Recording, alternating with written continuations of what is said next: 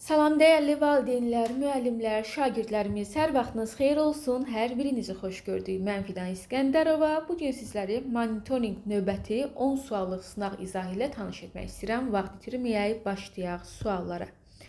Hansı sifət azaltma dərəcəsindədir? Cavabımız olacaq burada göyümtül. Bəli, morfoloji üsulla azalıb. Sapsarı, dümağ, qapqara. Görüntüsündən də anlayırıq ki, çoxaltma dərəcəsidir. Sual 2. Hansı söz düzgün yazılıb? Variantımız olacaq C variantı. Yadda saxlayın, tünd. Qoşulduğu hansısa söz varsa, o sözə defislə qoşulur. Yəni, tünd defislə yazılır. Ən yaxşı bu formada yazılmalıydı, yəni ayrı. Lap şirin bu formada yazılmalıydı, yəni ayrı. Açıq yaşıl isə defislə yazılmalıydı. Variant C variantı. Sual 3. Sözü göydə tutmaq ifadəsi hansı mənanı bildirir? O deyirləri filankəs sözü göydə tutur. Nə sual verirəm, dərhal cavab verir. Yəni, nə isə tez başa düşür. Variant C variantı. Hansı cümlədə sifət çoxaltma dərəcəsində işlənib? Cavabımız C variantıdır, yamyaşıl. Baxın, açıq mavini azaldıb da bu azaltma dərəcəsidir. Az sərin azaltmadır. Bu da adi dərəcədədir. Cavabımız C variantı.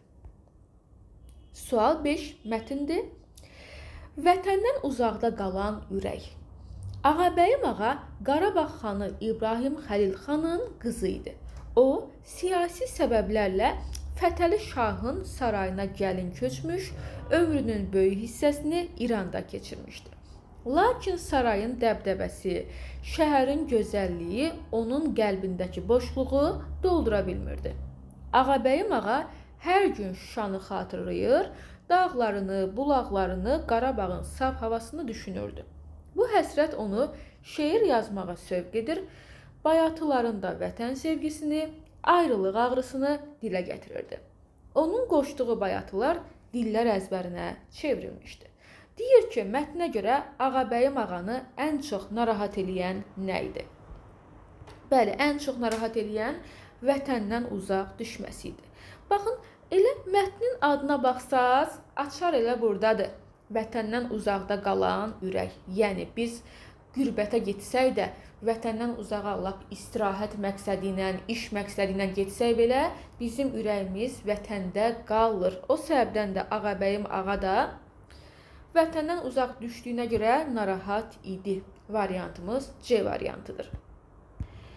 Əziz müdavimlər, biz onsuz da sizə mütəmadi olaraq ödənişsiz monitorinq sınaqları izahları ilə birlikdə göndəririk. Sadəcə kim ki ümumiyyətlə mövzu sınaqlarını ardıcıl işləmək istəyirsə, ümumi sınaqlar işləmək istəyirsə, bizim qeyd edilən toplumumuzda əldə edə bilər.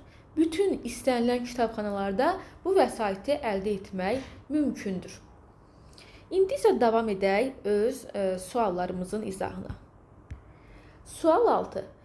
Bu mətndə Ağabəyim ağanın hansı cəhəti ön plana çəkilir? Əlbəttə ki, burada əsas vətənpərvərlik göstərilir. Yəni, qürbətdə olsa da, vətəndən uzaq olsa da, ürəyi elə vətənlə döyünür. Cavabımız B variantı olacaq. Həsrətin səsi, Qarabağ şikəstəsi. Qarabağ şikəstəsi təkcə bir musiqi havası deyil, xalqın yaddaşında yaşayan bir nisgildir. Bu şikəstə səslənərkən insan sanki keçmişlə üz-üzə qalır. Hər avazda ayrılıq, hər zəngdə vətən həsrəti duyulur. Deyilənə görə bu hava Ağabəyim ağanın ürək yanğısından doğmuşdur. Elə buna görə də Qarabağ şikəstəsi əsrlər keçsə də unudulmur, məclislərdə dinləyicini duyğulandırır. Mətnə əsasən Qarabağ şikəstəsi nəyi ifadə edir? Əlbəttə ki, ayrılıq və vətən həsrətini. Gələk 8-ə. Müəllif bu mətndə əsasən nəyi vurğulayır? Şikəstənin mənəvi yükünü, muğamın quruluşundan danışmır, musiqinin tarixindən heç danışmır, saray məclislərindən də danışmır. Danışdığı şikəstənin mənəvi yüküdür.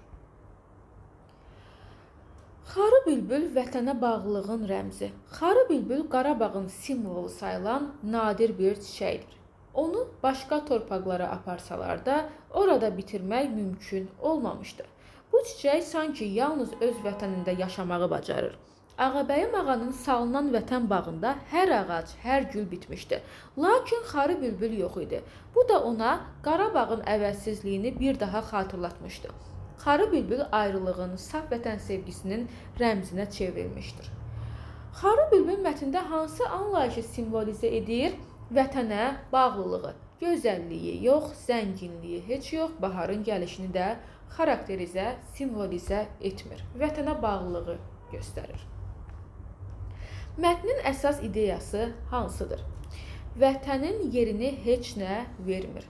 Hər çiçək hər yerdə bitə bilər, deyil. Təbiət insan istəyinə tabedir. Niyə?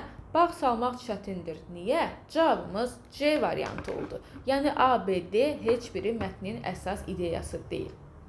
Ümumiyyətlə, son mətnlərdən gördünüz ki, hamısı vətən bağlılığıdır. Düzdürmü? Əsasən vətənə olan sevgi, bağlılığı öz belə deyək, ideyasında göstərmiş olur.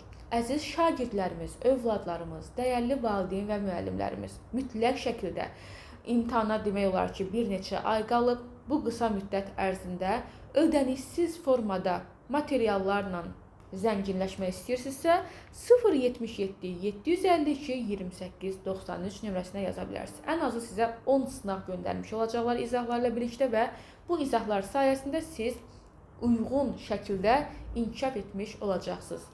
Bundan da əlavə dediyim kimi, siz monitorinq üzrə əlavə, yəni 10 sınaqdan da əlavə 22 mövzu sınağı, 6 ümumi sınaq işləmək istəyirsinizsə, bizim Fez Akademiya məxsus olan monitorinq test toplusunu əldə edə bilərsiniz. Bir daha şəklini göstərim ki, kitabxanalarda yaxınlaşaraq kitabxanalara şəkli vasitəsilə o kitabı əldə etməyi bacarın.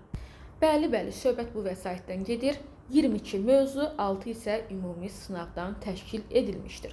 Belə əziz izləyicilər, ümid edirəm izahlar yararlı olur. Əgər yararlı olursa, motivasiya xarakterli bizlərə də motivasiya olsun deyə rəylərdə öz dəyərli fikirlərinizi bizlərlə bölüşməyi unutmayın.